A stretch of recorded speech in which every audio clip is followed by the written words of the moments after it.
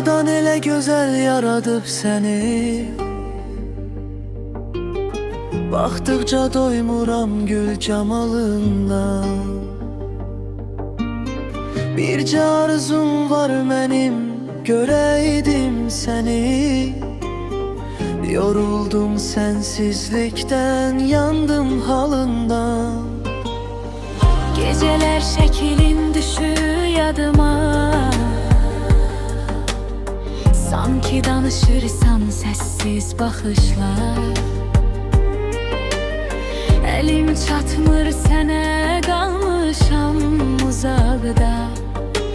Yaşayıram səni təkcə xəyalla.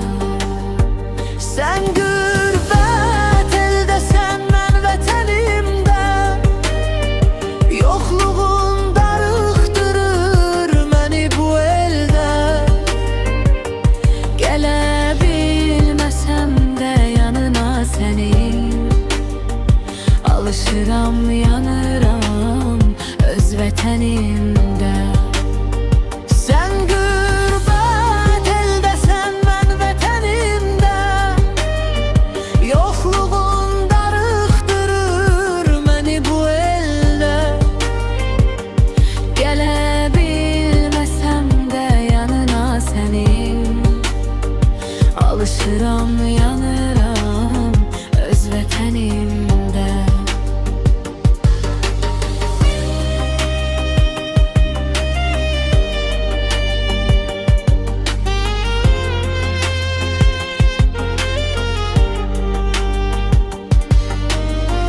Geceler şeklin düşür yadıma.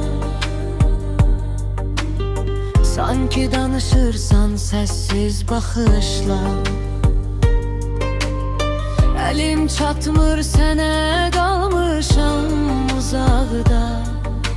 Yaşayıram səni təkcə xəyalla. Sən qürbət eldəsən, mən vətənimdə.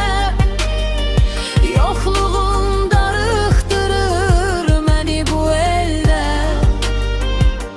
Gələ bilməsəm də yanına sənin, alışıram, yanıram öz vətənimdə.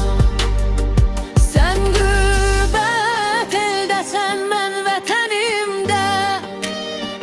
Yoxluğun darıxdırır məni bu eldə. Gələ bilməsəm də yanına sənin, alışıram, yanıram öz vətənimdə.